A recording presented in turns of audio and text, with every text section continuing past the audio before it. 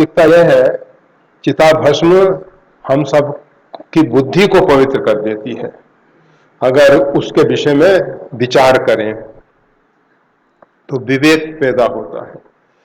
तो भगवान शंकर ने चिताभस्म को शरीर पे लगा लिया जिससे लोग थोड़ा दूरी बनाए रखें।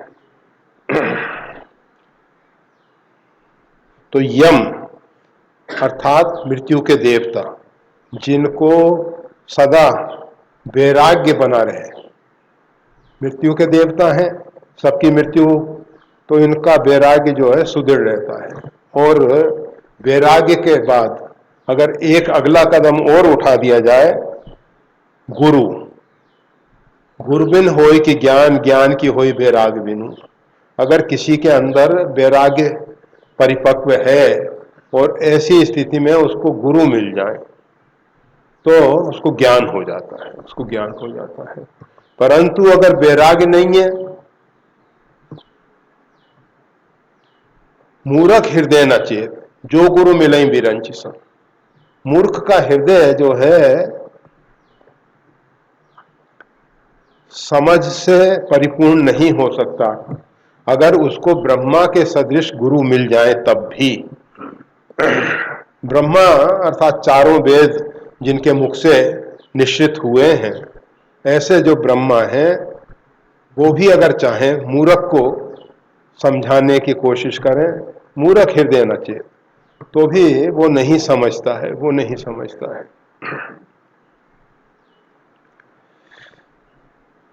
तो यम, यम कह के बताया कि मृत्यु के देवता हैं, मृत्यु के रहस्य को जानते हैं। और अगर कोई व्यक्ति मृत्यु के रहस्य को जान जाता है, हमारे यहाँ जन्म और मृत्यु के समय सूतक कुछ दिन तक सब कार्यों को छोड़ के केवल जन्म और मृत्यु का चिंतन करना है। एक ऐसी व्यवस्था दी गई है कि दो घटनाएं ऐसी घटित होती हैं, अगर जन्म और मृत्यु को व्यक्ति समझ जाए तो परमात्मा तक पहुंचने में उसको सहायता मिलती है, सहायता मिलती है। तो यमराज जो हैं मृत्यु के देवता हैं, मृत्यु से वैराग्य की प्राप्ति होती है, मृत्यु का चिंतन करके परमात्मा तक पहुंचा जा सकता है। तो ऐसे जो यमराज हैं, कुबेर, कुबेर जी जो है धनाध्यक्ष हैं। परमात्मा के मार्ग में बढ़ने में कंचन कामनी, कंचन यानी धन, और कामनी अर्थात पुरुष के लिए महिला और महिलाओं के लिए पुरुष, ये जो है बड़ी घाटियां हैं। इन घाटियों को पार करके परमात्मा तक पहुंचना होता है। रामकृष्ण परमहंस इसके विषय में हमेशा, कंचन और कामनी के त्याग के विषय में हमेशा कहा करते थे। और उन्होंने अपने जीवन में धन का संग्रह नहीं किया, रखते भी नहीं थे। एक बार नरेंद्र ने उनके बिस्तर के नीचे रख दिया तो उनको नींद नहीं आए, कहा मेरे बिस्तर को झाड़ो, झाड़ा तो वो निकल ले आया। तो कहने का मतलब ये है, उन्होंने अपने जीवन में कंचन और कामनी, माता शारदा उनकी धर्म पत्नी है, परंतु उनके साथ उन्होंने माता जैसा ही व्यवहार किया। पूरे जीवन, पूरा जीवन माता जैसा ही व्यवहार किया और हम सबको शिक्षा दी, प्रेरणा दी। वैसे गोस्वामी तुलसीदास जी कहते हैं, कंचन कांचई समगने कामिन काष्ठ पखान, तुलसी भूल गयो रस एहा तेजन प्रगट राम की देहा। बैराग संदीपनी में गोस्वामी तुलसीदास जी कहते हैं, कंचन और कामनी का जिसके अंदर से भेद चला गया है, रस चला गया है, तुलसी भूल गए रस एहा, वो रस उसको रहा ही नहीं है, मतलब आकर्षण नहीं रहा है उसमें, कंचन और कामनी में जिसको रस नहीं मिल रहा। अभी आप देखो, यहां हम सब बैठे हनुमान चालीसा के माध्यम से कुछ परमात्मा की संबंध में चर्चा कर रहे हैं, और धन की बात चलेगी तो लोगों का मन तुरंत उसके साथ आकर्षित हो जाएगा। धन के प्रति बहुत आकर्षण है। क्यों? क्योंकि धन के द्वारा व्यक्ति सोचता है कि हम जैसा चाहें वैसा सुख पा सकते हैं, जबकि यह भ्रांत धारणा है। धन से सुख होता है, गलत बात है। धर्म से सुख होता है। धनात् धर्म, धन से धर्म, और धर्म से फिर सुख। इस प्रकार से केवल धन से सुख नहीं हो सकता।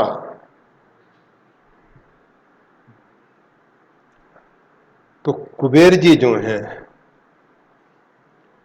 धनाध्यक्ष हैं, धन के रहस्य को जानते हैं, और इससे आप देखते हैं, आप जब बहुत मीठी चीजें खाओ तो फिर मिष्ठान खाने पे फिर दूसरी चीजें फीकी लगेंगी, दूसरा मिष्ठान भी उससे कम मीठे वाला फीका लगे।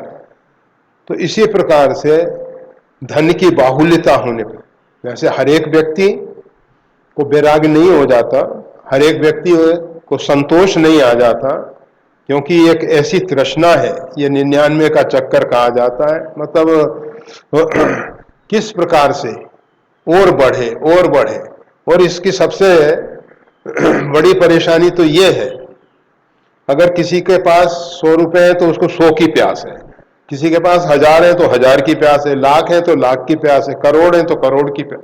मतलब जितना होता है उतनी प्यास बढ़ती है, उतनी तृष्णा बढ़ती जाती है, और ये तृष्णा कभी शांत नहीं होती। संतोष से ही ये तृष्णा शांत होती है, और बिना संतोष के, बिन संतोष न काम न साई, काम अछत तन सुख सपने उनाई।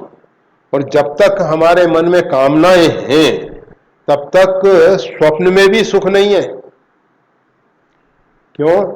रशांतस्य कुतो सुखम, हमारा मन जो है अशांत है तो उसमें सुख नहीं होता है।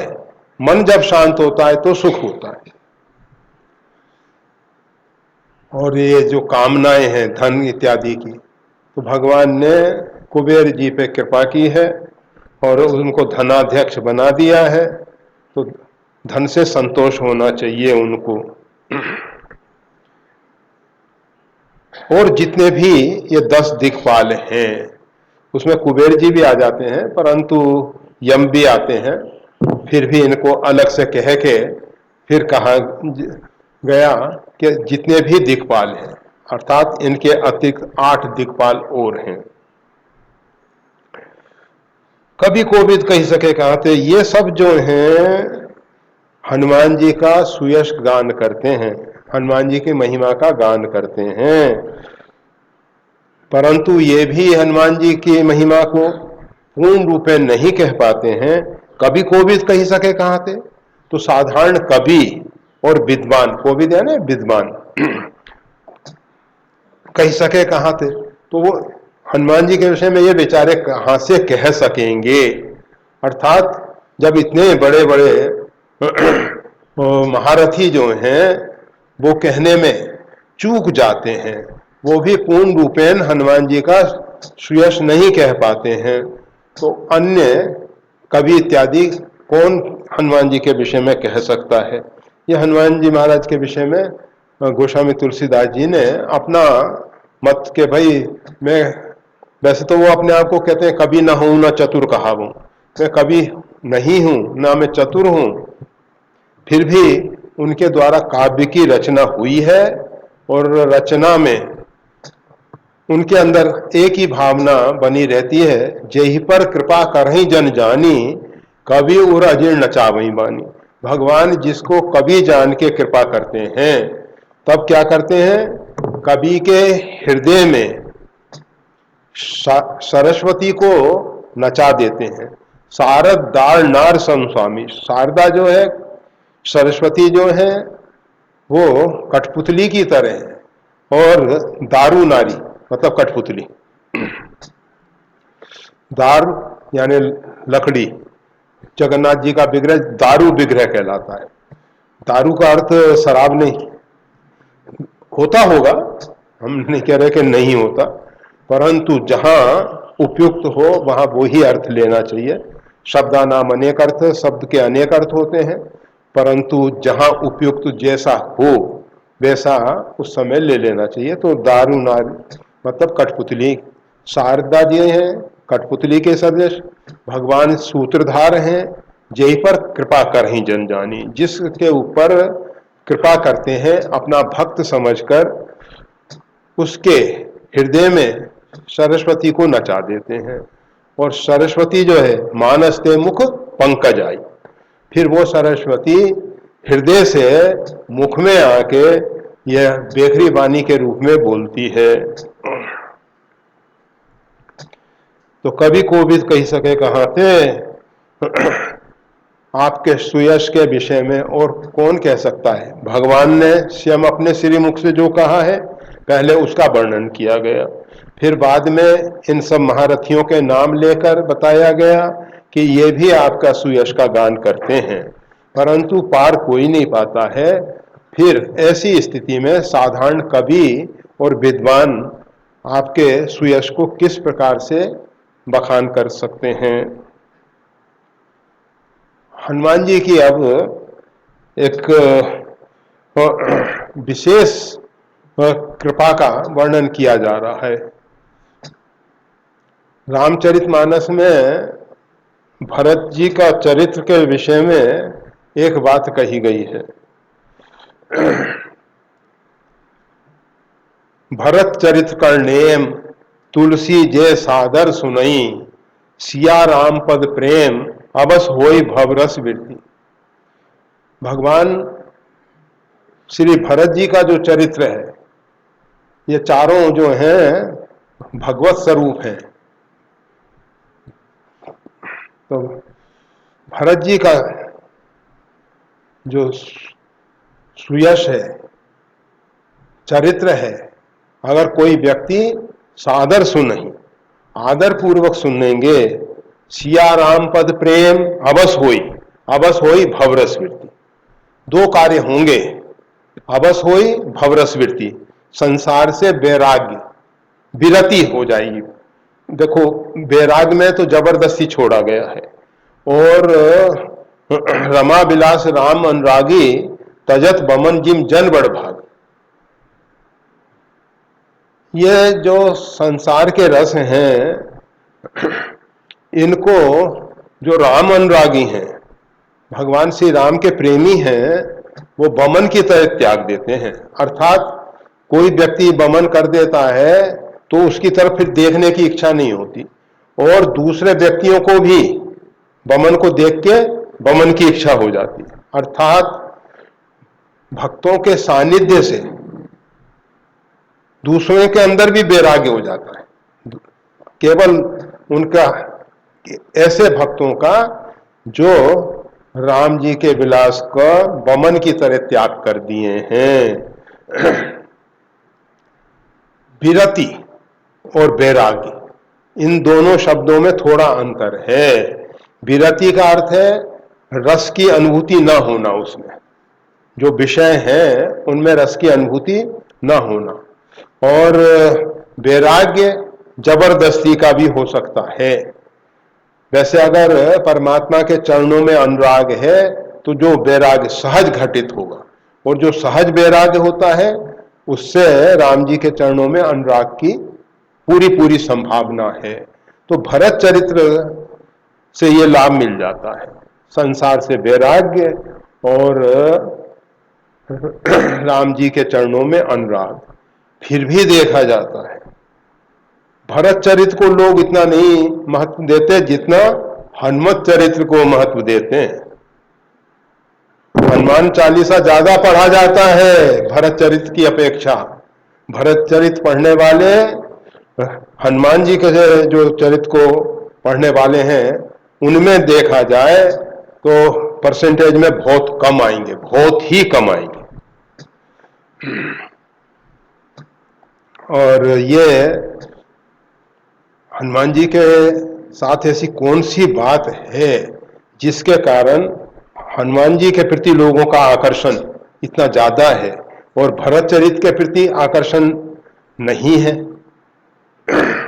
तो उसके विषय में बताया जा रहा है, तुम उपकार सुग्रीव ही कीना, राम मिलाए राजपद दीना।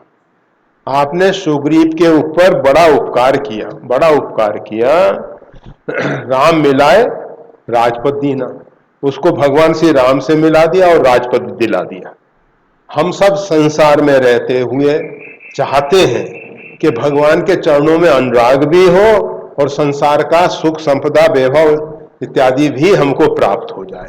अर्थात हम राजा बन के बैठे हैं, सबके ऊपर हमारा शासन चले और हमारे कोष में कोषाध्यक्ष दिन प्रतिदिन धन भरता रहे और हम जहां चाहें जैसा चाहें उसका उपयोग करते रहे।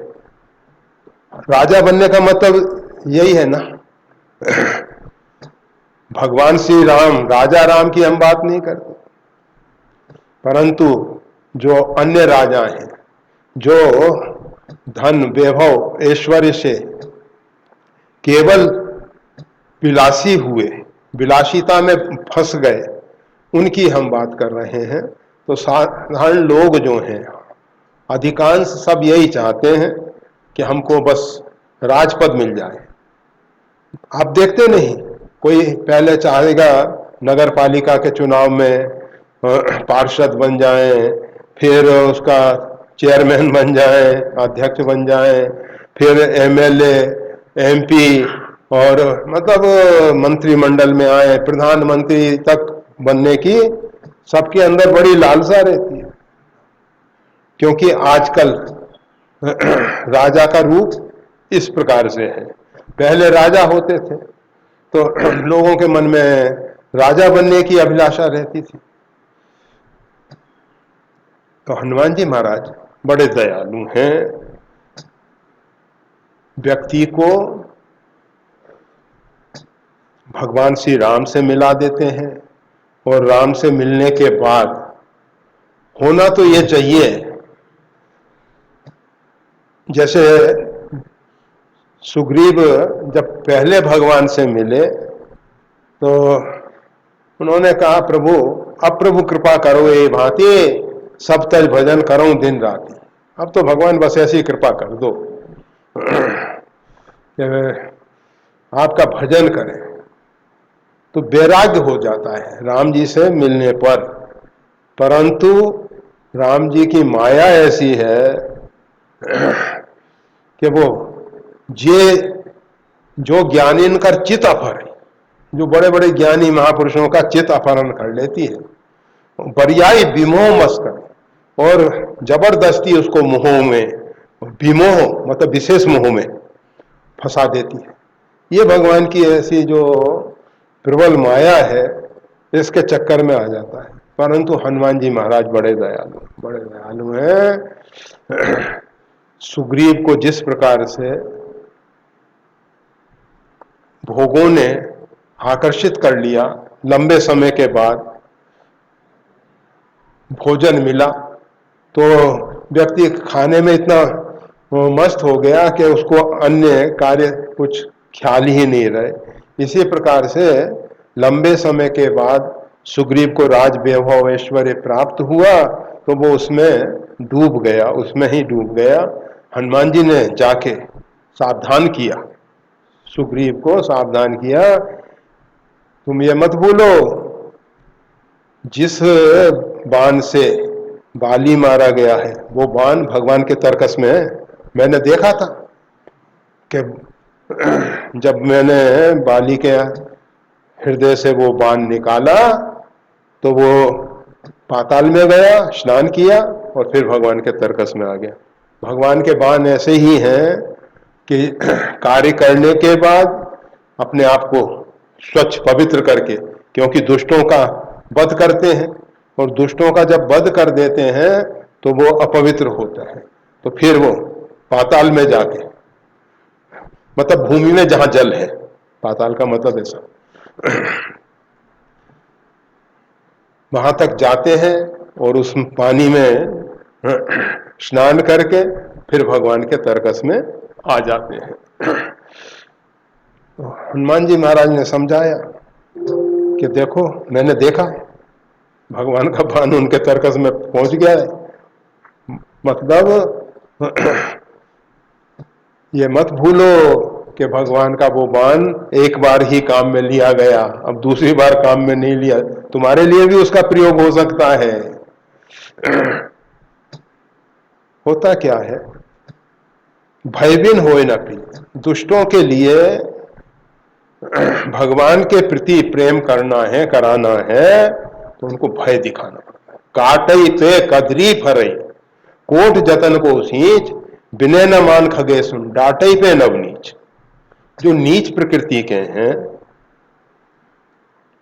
बिना डांटे, कहते हैं ना लातों के भूत बातों से नहीं मानते, उनको कितना ही समझाओ मानने को तैयार ही नहीं है। तो ऐसे कुछ व्यक्ति होते हैं। तो हनुमान जी महाराज ने देखा सुग्रीव को बिना भय के सदमार्ग पे लाना कठिन होगा, सदमार्ग पे लाना कठिन होगा, इसलिए भय। और भगवान श्री राम ने लक्ष्मण जी को भी भेजा तो यही कहा, भय दिखा के सुग्रीव को ले आना मेरे पास, भय दिखा के कहीं ऐसा नहीं कर देना कि वो भाग ही जाए। सुग्रीव बहुत भागने में कुशल है, वो तो भाग जाएगा, तुमने भय दिखाया, तो इस प्रकार का भय दिखाना जिससे वो भागे नहीं। तो हनुमान जी महाराज ने भय दिखाया और राम काज के लिए सुग्रीव ने कहा ठीक है, वो तो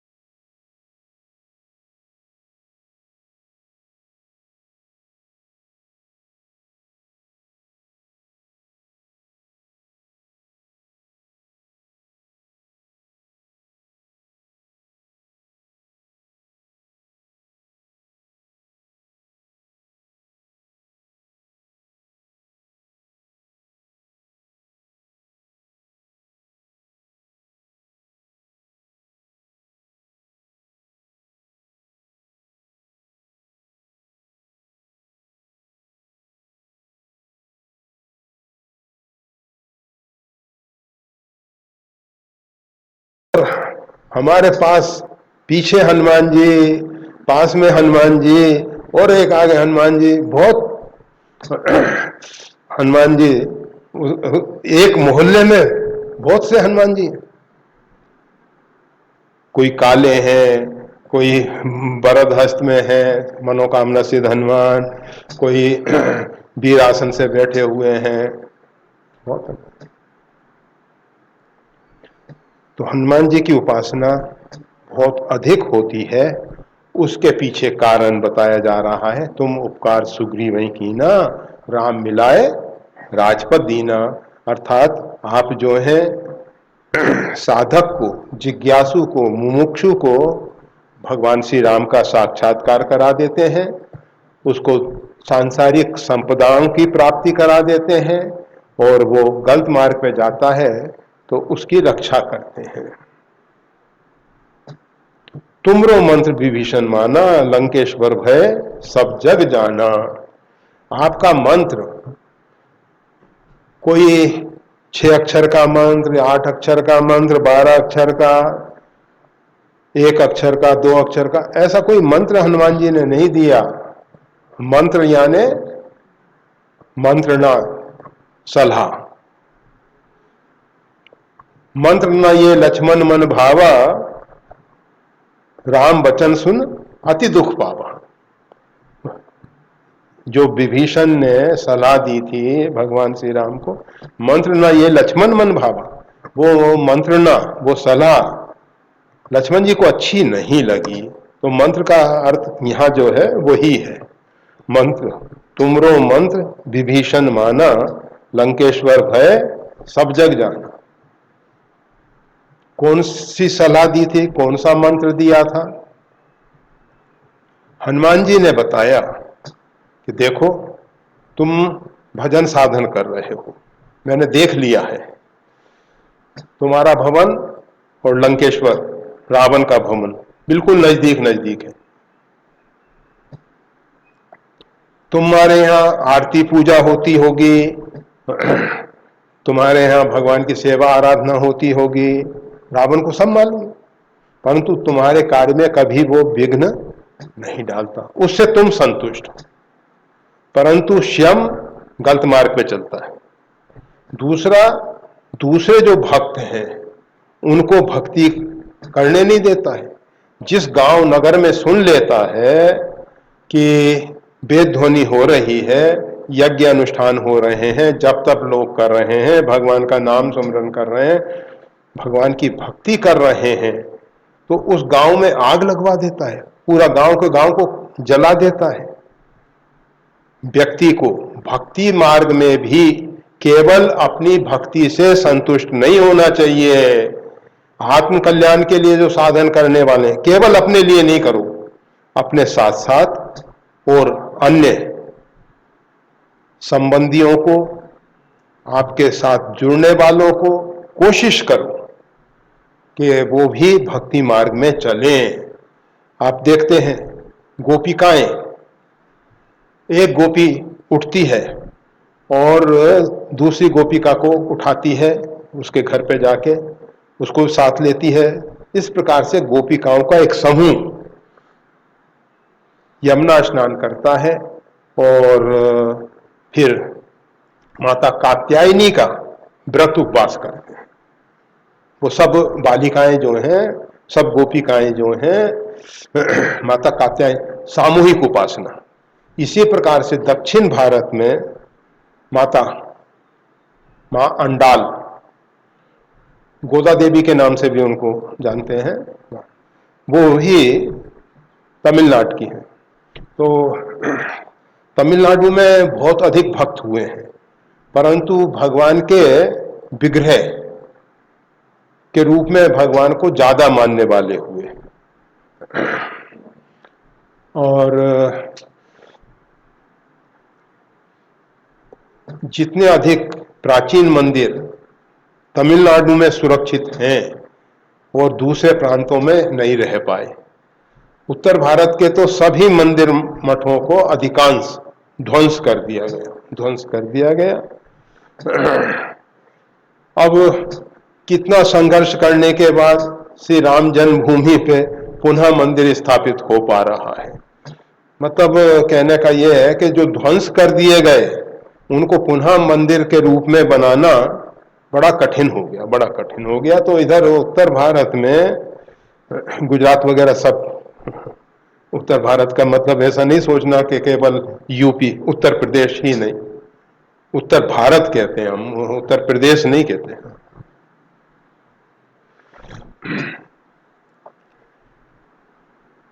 तो इनमें मंदिर मठ कम रह गए, दक्षिण में बहुत रह गए। और दक्षिण में भारतीय संस्कृति काफी कुछ सुरक्षित रहेगी। अभी भी वहां के लोग सिर पे तिलक, चाहे ऊर्ध्वपुंड है चाहे त्रिपुंड है, दोनों शैव और वैष्णव दोनों हैं, और दोनों ही अपने अपने ढंग से अपने आराध्य की उपासना कर रहे हैं। नीचे कमर पे धोती, गर्मी है तो उसको उल्टा आधे मोड़ के चढ़ा लिया, सिर पे एक स्वाफी, बस इस ढंग से। बड़े मंत्री भी चिदंबरम, वो भी ऐसा धोती ऐसे लगाया और एक ऊपर का शर्ट पहन लिया, और तो इस प्रकार से वहां के लोग मंदिरों में सिले वस्त्र पहन के नहीं जाना तो नहीं जाना है, बिना सिला हुआ वस्त्र पहन के ही जाते हैं। तो इस प्रकार की काफी कुछ व्यवस्थाएं वहां अभी चल रही हैं। विधि प्रपंच गुण अवगुण साना, दोष दुर्गुण सब जगह हैं। परंतु संत हंस गुण गए पाए परिहर बार विकार। हमको तो संत बन के गुणों को ग्रहण कर लेना है, अब गुण को नहीं। तो माता आंडाल जो है गोदा देवी, ये भी इसी प्रकार से उठ के और दूसरे को उठाना, तीसरे को उठाना, ऐसे सब सखियों को उठा के फिर जाके आराधना करती। तो ये सामूहिक आराधना उपासना जो है, इसका बड़ा महत्व है, बड़ा महत्व है। अकेले हम बैठे हैं, मन चंचल है, भटक रहा है, परंतु समूह के बीच में वो जो एक आध्यात्मिक ऊर्जा है वो भरी जाती है और उसमें हमारा मन स्थिर आसानी से हो सकता है। तो सामूहिक उपासना करनी चाहिए। हनुमान जी महाराज ने विभीषण से यही कहा कि तुम भजन साधन कर रहे हो, रावण तुम्हारे भजन साधन में बाधक नहीं है, परंतु अन्य लोगों की भक्ति स्वतंत्र नहीं रही है, अब वो भक्ति नहीं कर सकते हैं। तुम्हारा दायित्व है कि तुम्हारा जो भाई है गलत मार्ग पे चले तो उसको सद्मार्ग पे लाओ। और जब जैसे विभीषण को पहले से मालूम था कि सीता जी का अपहरण करके रावण ले आया है, सीता जी का दर्शन तो नहीं किया था क्योंकि अशोक वाटिका में रखा था और अशोक वाटिका प्रमदावन है, मतलब केवल महिलाओं का वहां प्रवेश है। रावण के अतिरिक्त वहां कोई पुरुष नहीं जाता था और रावण भी महिलाओं का साथ लेके।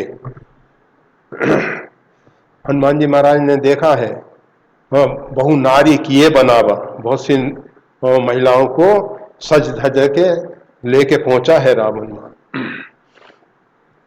उसमें किसी पुरुष और जो रक्षक इत्यादि हैं वो जिस परकोटे में सीता जी हैं उसके बाहर वो रक्षक रहते थे, पुरुषों में राक्षस जो रहते थे, और इसमें राक्षसियां ही अंदर प्रवेश करती थी, चाहे वो त्रिजटा हो या अन्य। तो विभीषण की जो पत्नी है शर्मा, उनका नाम शर्मा था, और उनकी पुत्री ये माता जी के दर्शन के लिए जाते थे, पर विभीषण ने दर्शन कभी नहीं किया था। परंतु रावण का कभी विरोध भी नहीं किया था कि तुमने अच्छा नहीं किया। कुंभकर्ण जैसे ही जागा तो उसने तुरंत भल्ल कीनते निश्चरणाहा, हे राक्षस राज तुमने अच्छा नहीं किया, जगदम्बा सठ आनहर, हे सठ, हे मूर्ख, तू जगदम्बा का अपहरण करके आ गया और उनको अपनी भार्या बनाने की कोशिश कर रहा है। बहुत फटकारा है, बहुत फटकारा है। शूर्पणखा ने भी बहुत फटकारा है, भले ही ये दोनों राक्षस हैं, शूर्पणखा भी राक्षसी है और ये कुंभकर्ण ये भी राक्षस है, फिर भी उसकी रावण की अनीति का विरोध कर रहे हैं और ये भक्त बने बैठे हैं। कौन? श्री विभीषण महाराज। और भगवान ने इनको कहा है तुम सारी के संत प्रिय मोरे, धर्म दे नहीं आन नहीं हो रहे। ये प्रमाण पत्र कब मिला? तुमरो मंत्र विभीषण माना। जब हनुमान जी ने इनको मंत्र दे दिया, मतलब समझा दिया कि देखो विभीषण, तुम कभी भी अपनी भक्ति से संतुष्ट मत हो जाओ, सबसे पहले कुसंग का त्याग करो। गोस्वामी तुलसीदास जी से किसी ने पूछा कि महाराज ये जीव जो है जन्म जन्मांतर से भटकता रहा है, ऐसी स्थिति में आप कोई ऐसा सरल उपाय बताइए जिससे इसका कल्याण हो जाए। गोस्वामी तुलसीदास जी उस समय लगभग 100 वर्ष, 126 वर्ष तक गोस्वामी तुलसीदास जी भूमंडल पे रहे हैं, तो उस समय लगभग 100 वर्ष की उम्र थी। जिस समय 80 वर्ष की उम्र होगी तब रामायण की रचना की गई है।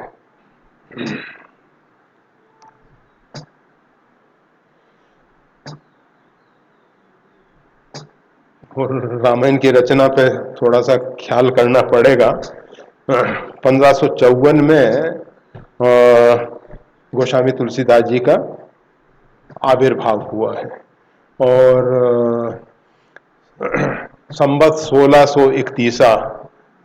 1631 में रामचरितमानस प्रकाशित हुआ है। देख लेना जितना भी हो। नहीं तो सब बुद्धिजीवी हैं, आएंगे हमारे पास, कहेंगे कि वो बोला था, गलत बोला था। जो भी हो, इसीलिए हम सोच में पड़ जाते हैं, कभी कभी बोल तो देते ही हैं, फिर सोचते हैं कि पता नहीं है बुद्धिजीवी क्या करें। तुमरो मंत्र विभीषण माना। विभीषण ने हनुमान जी की सलाह को स्वीकार किया और रावण ने जो अनीति की, जो रावण ने दुष्कर्म किया, उसका उन्होंने विरोध किया और विरोध करने के कारण रावण ने उनका पद प्रहार करके त्याग कर दिया और भगवान की शरण में आते हैं। और भगवान की शरण में आने से फिर भगवान ने आने के बाद तुरंत इनको लंकेश्वर बना दिया है। तो कहा जा रहा है तुमरो मंत्र विभीषण माना, लंकेश्वर भय सब जग जाना। ये बात सभी लोग जानते हैं। अब इसके बाद दूसरी घटना का वर्णन किया जाएगा, परंतु आज नहीं, आगे जैसी प्रभु इच्छा होगी वैसा होगा। हनुमान जी का एक एक चरित्र जो है बहुत विस्तार वाला है। हम सब तो केवल उसका थोड़ा स्पर्श करते हुए आगे बढ़ रहे हैं। जय श्री राम।